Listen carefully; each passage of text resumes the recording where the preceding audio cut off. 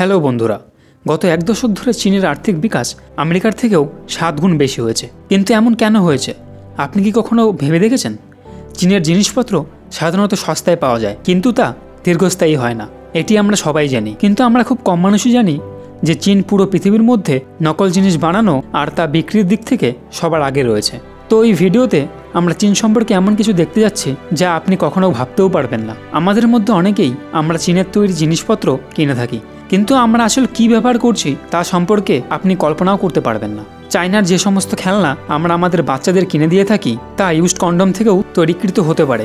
চীন সেসব জিনিসই ব্যবহার করে যা ফেলে দেওয়া হয়। চীন আপনার বাজেটের মধ্যে যে কোনো জিনিস তৈরি করে দিতে পারবে যা আপনার হাতে পৌঁছানো পর্যন্তই ভালো থাকবে। চীনে নকল মাছ, মাংস, এমনকি নকল ডিম পর্যন্তও তৈরি করা হয়ে থাকে।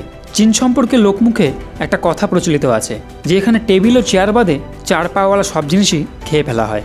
এখানে ভার্জিন ছেলেদের প্রস্রাব দিয়ে ডিম সিদ্ধ করে খাওয়া হয়, আর এই রীতি চীনে হাজার হাজার বছর ধরে পালন হয়ে আসছে। আর এই জন্য লোকাল স্কুলগুলো থেকে ইউরিন সংগ্রহ করা হয়ে থাকে। তারা মনে করে এই ডিম খেলে কোমর, পা এবং জয়েন্টের ব্যথা কমে যায় এবং শরীর সারাদিন এনার্জেটিক থাকে। এছাড়াও এখানে আরশোলা, ইঁদুর, কুকুর, এমনকি কুমিরও খেয়ে ফেলা হয়। চীনের গুয়াংজু প্রদেশের ইউলিন শহরে প্রতি বছর জুন মাসে ডগ মিট ফেস্টিভ্যালের আয়োজন করা হয় এবং আনুমানিক 10 থেকে 20 মিলিয়ন কুকুর প্রতি বছর এই কারণে হত্যা করা হয়। চীনে প্রতি বছর প্রায় 4 লাখ বিড়ালও খেয়ে ফেলা হয়। সব ধরনের উদ্ভট আর বিদঘুটে খাবারের জন্য চীন পৃথিবীর মধ্যে বিখ্যাত। এখানে ভেড়ার পুরুষাঙ্গকে কাঠের সাথে পেঁচিয়ে আগুনে ঝলসে খাওয়া হয়। চীনের রাজধানী বেজিংয়ে মোরগের অন্ডকোষ দ্বারা রান্না করা নুডলস পাওয়া যায়। চীনের প্রভাবশালী মানুষরা নিজের বদলে অন্যকেও জেলে পাঠাতে পারে। চীনে প্রতিদিন এত পরিমাণ আত্মহত্যা হয় যে সেখানে নদী থেকে ডেড বডি উদ্ধারের জন্যও চাকরি রয়েছে। চীনে ফেসবুক ও টুইটারের উপর 2009 সাল থেকে ব্যান লেগে আছে। 2010 সালে সাংহাই সিটিতে 100 কিলোমিটারের জ্যাম লেগেছিল এবং এটি 12 দিন পর্যন্ত স্থায়ী ছিল। চীনে প্রতি 50 সেকেন্ডে একটি প্রতিবন্ধী বাচ্চার জন্ম হয়। এর কারণ হলো সেখানকার পলিউশন। বেজিংয়ে একদিন নিঃশ্বাস গ্রহণ করা মানে আপনি 30টি সিগারেট খেয়ে ফেলেছেন।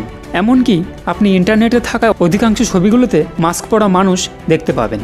আমরা সবাই জানি চীনের great wall of China space থেকেও দেখা যায়, কিন্তু এটি ছাড়াও আরেকটি জিনিস স্পেস থেকে দেখা যায়, আর সেটি হলো চীনের পলিউশন। চীনের 90% নদীর জলই বিষাক্ত। আমেরিকাতে এত পরিমাণ জনসংখ্যাও নেই যে পরিমাণ সেলফোন চীনে রয়েছে।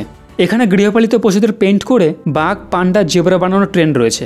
নকল জিনিস বানানোর দিক থেকে চীন এতটাই অগ্রসর হয়েছে যে চাল পর্যন্ত নকলভাবে তৈরি করা হয়। চীনে তৈরি এই নকল চালকে প্লাস্টিক রাইসও বলা হয়ে থাকে, আর এই চাল সিনথেটিক রেজন এবং বিভিন্ন ধরনের রাসায়নিক পদার্থ মিশিয়ে তৈরি করা হয়।